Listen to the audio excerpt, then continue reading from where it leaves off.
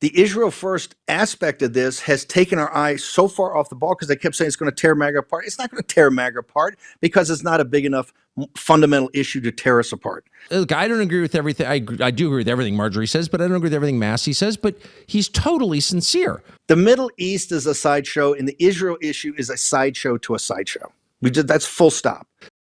Tucker Carlson and Steve Bannon just sat down, with the latter claiming that the Israel issue is a sideshow on the American right, a diversion that isn't as important as many people think, and it hasn't caused as big of a schism as many people purport it has on the American right.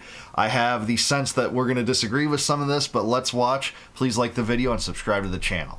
I mean, a lot of the political consultants at highest level Republican political consultants seem very consumed with knocking off Marjorie Taylor Greene or Thomas Massey.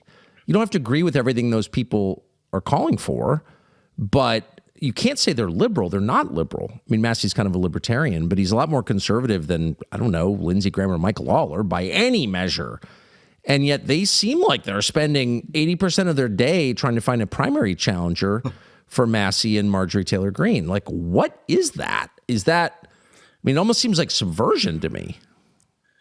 They're so tied to the Israel first money. This is they're trying to crush Massey out in, and Massey's not perfect, right? MTG, I'm very close to MTG. She's not perfect. She flipped and went with McCarthy, but she's a firebrand and she's a fighter. And when a fight counts, she's going to be there with you. Well, and they're both sincere. That's the thing. Both. Yes. That's. Look, I don't agree with everything. I do agree with everything Marjorie says, but I don't agree with everything Massey says. But he's totally sincere.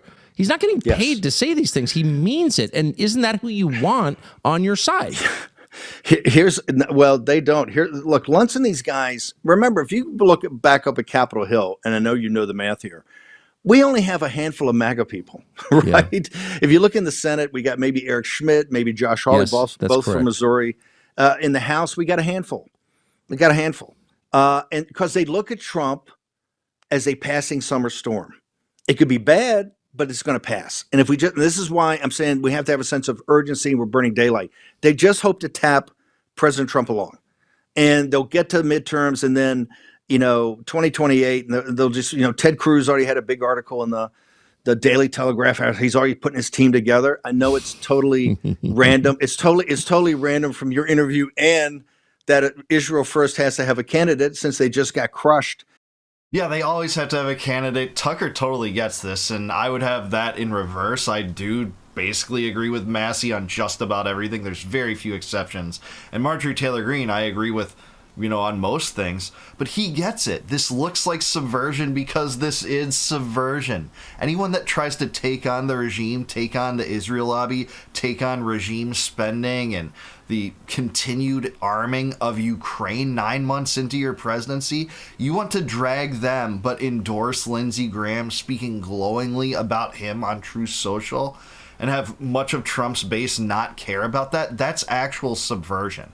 When you're promoting neocons and Trump has Truth Social about, hey, listen to this podcast by Mark Levin, but then you drag Massey and Marjorie Taylor Greene, that's exactly what that is. It's subversion. Bannon's right. It's a lot of Israel first money. They tried to throw $400,000 at Massey during his last primary.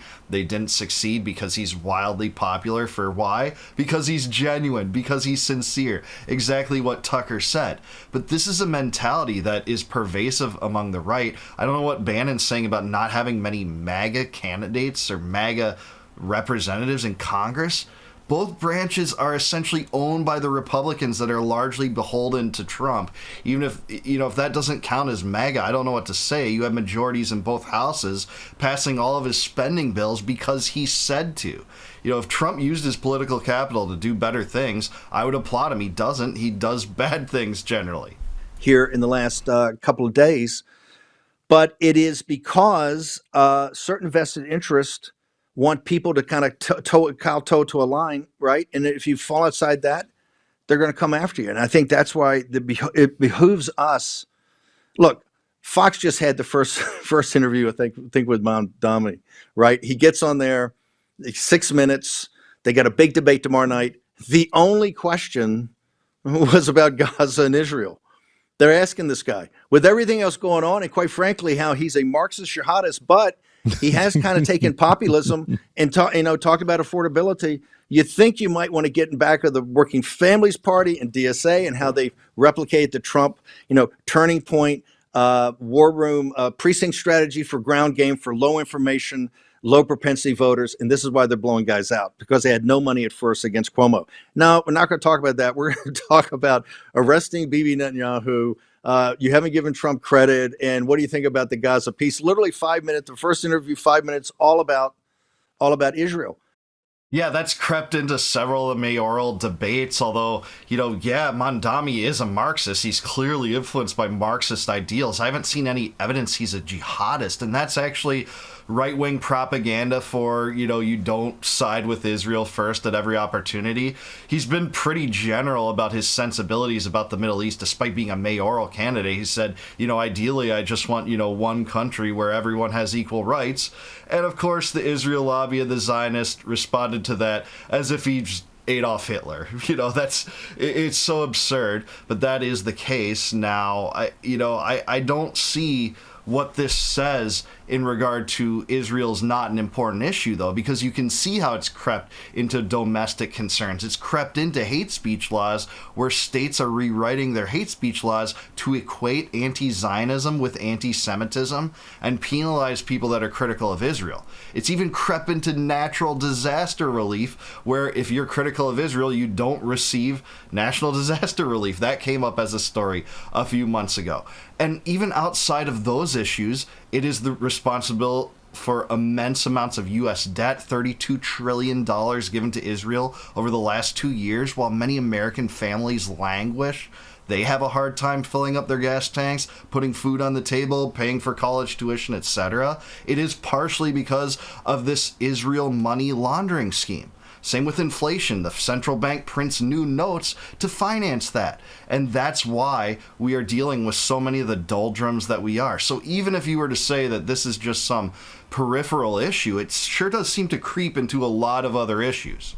This is just this obsession with it. And when I gave that keynote speech to kind of wrap up the National Conservatism Conference, which is kind of got a strong neocon, take on it, I said, to quote T.E. Lawrence from the Seven Pillars of Wisdom, what they told him at the time when he showed up at Cairo's military headquarters, they said, look, the Middle East is a sideshow to the main event, the Western Front. And that's right. The Arab Revolt is a sideshow to a sideshow. And I said, the Middle East right now for us, with everything geopolitically going on and the economic war, China, and our nation sliding toward a civil war around insurrection with a party like the Democrats have an escalatory ladder of violence. The Middle East is a sideshow, and the Israel issue is a sideshow to a sideshow. That's full stop. And you can't let it be the central thing that you revolve around. And okay, I'm going to be as charitable as possible here. I get how not everyone prioritizes issues in the political atmosphere that I do, and Israel wouldn't be the top issue to a lot of people. But again, Israel sure does creep into a lot of other issues. And if you can't see that, I don't think you're seeing, the full spectrum of how our society is unfolding.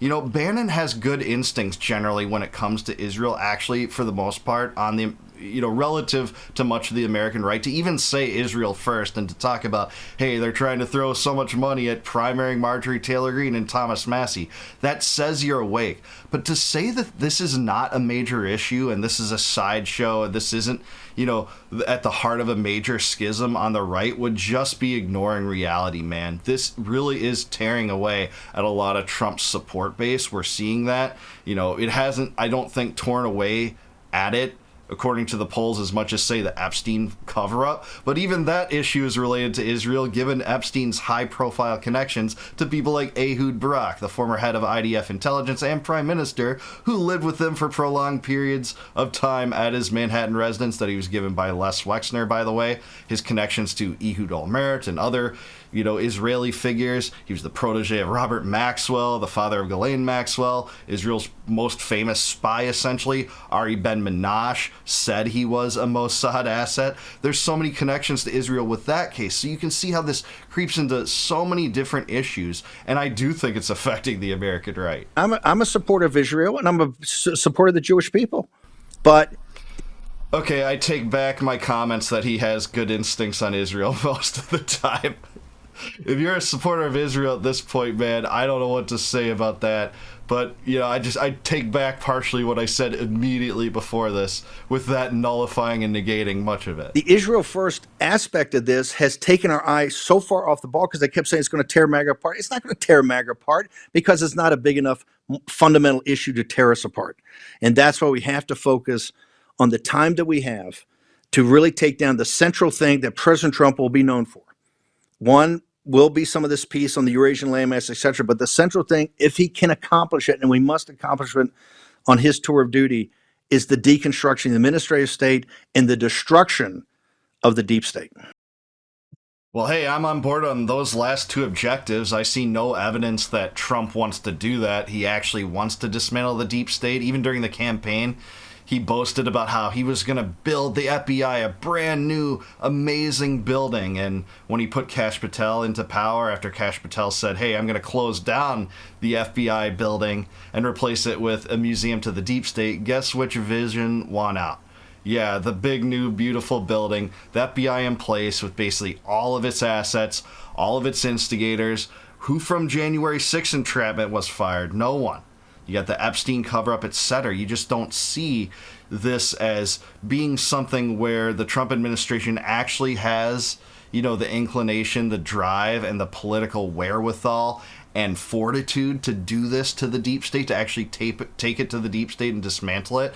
It's why Drain the Swamp has totally become a meme. And I'm sorry, when you say that this hasn't eaten away at the American right and it's not a big enough issue to do that, I think I have to disagree. You're seeing Trump's approval rating tank in the last few months, largely because of this. And big names, like the two biggest names on the right, like Tucker Carlson and Candace Owens, have turned away from Israel, have been very critical of Israel, especially Candace Owens, more so than Tucker Carlson. But it's just not them. It's other big influencers that do have influence. Is that every voter? No, it's not.